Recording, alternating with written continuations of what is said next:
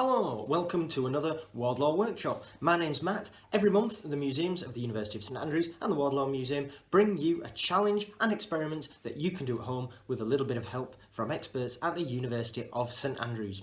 Last month I failed to launch a rocket, but you didn't. You did brilliantly. Look at this from Kate, Angela and Vella. Steady, go.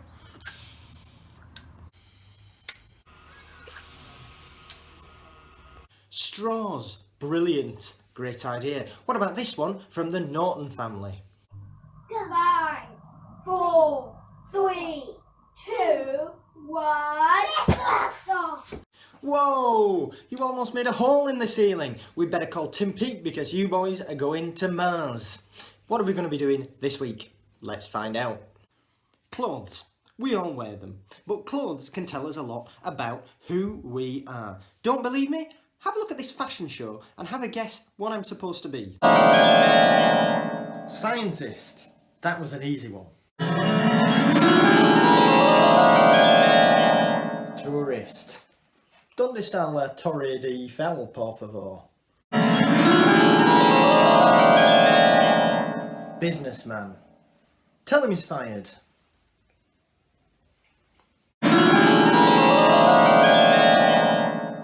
Vicar.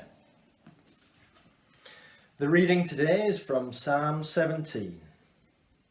I bet you got those all right. That's enough now. I bet you got those all right, didn't you? Why don't you dress up at home and see if the people you live with can guess what you're supposed to be?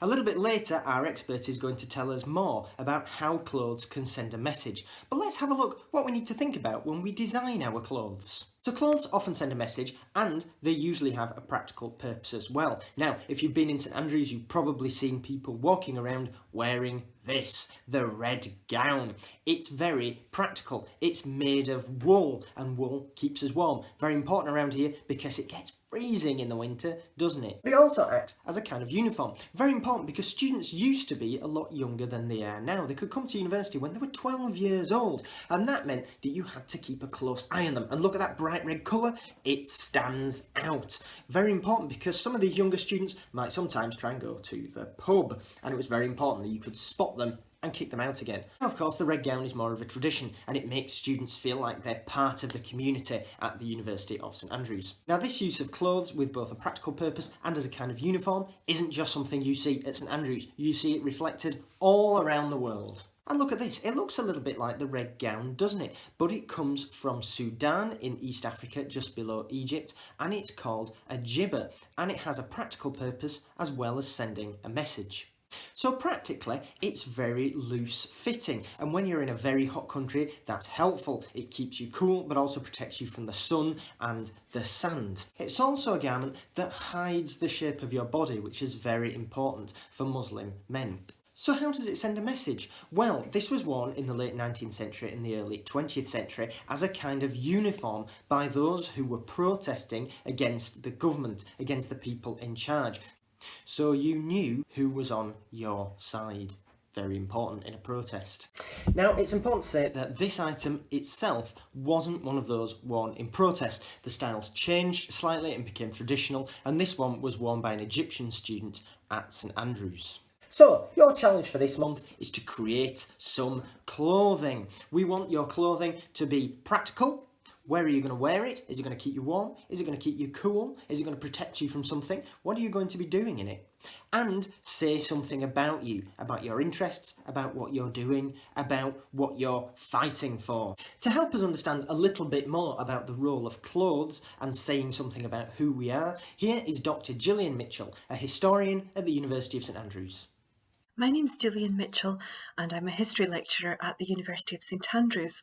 Now, as a history lecturer, I found that my students are very interested in the 1960s. Perhaps you know something about this decade already, or maybe you have family members who lived through it and remember it. Well, the 1960s is considered to be a period in which the relationship between people's identities and the clothes that they wore was particularly striking and particularly interesting. And I think this was especially true for young people, for teenagers and people who were in their early 20s. Now, the years immediately after World War II, when many of the young people of the 60s were babies or young children, well, I'm sure you know that these were very difficult years, certainly for people in Britain. Rationing was still commonplace. You'll be aware that there was a lot of rationing during World War II, and that carried on into the period after the war, into the post-war years. With that in mind, people really had to make do. They had to adapt what they had already. And mothers would often cut up clothes of their own, old clothes or clothes of other family members, to make clothes for their children. Now, these clothes, of course, would be made with love, and they would often be very smart. But the young people who wore the clothes didn't necessarily find them very attractive, and they didn't really find them very individual, and they certainly weren't particularly colourful either. Now, this situation started to change a bit by about the middle of the 1950s. Things became more prosperous in Britain, and there was more money going around, and rationing came to an end as well.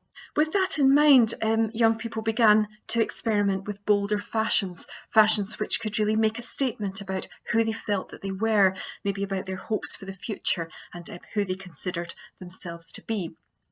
The clothing industry recognised this, and certainly by the 1960s, clothes shops, especially for young people, began to spring up in the high streets of Britain. Well, I have a couple of images for you that reflect some of the trends which were particularly prevalent during that time.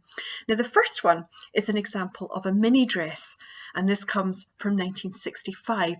This was actually a costume used on a very popular TV programme from the 1960s, which was called The Avengers. And again, maybe some of your parents or grandparents might remember that programme. Now, as you can see from the image, not only is the skirt quite short, it was very fashionable for young women and girls to wear short skirts or mini skirts during the 1960s, and often with very contrasting tights or stockings, and you can see that in the picture. But the colour of the dress itself is really bold and striking. This was often very fashionable in the 1960s too. That was a very popular trend at that point in time. How do you think a young woman would feel when wearing a dress like this?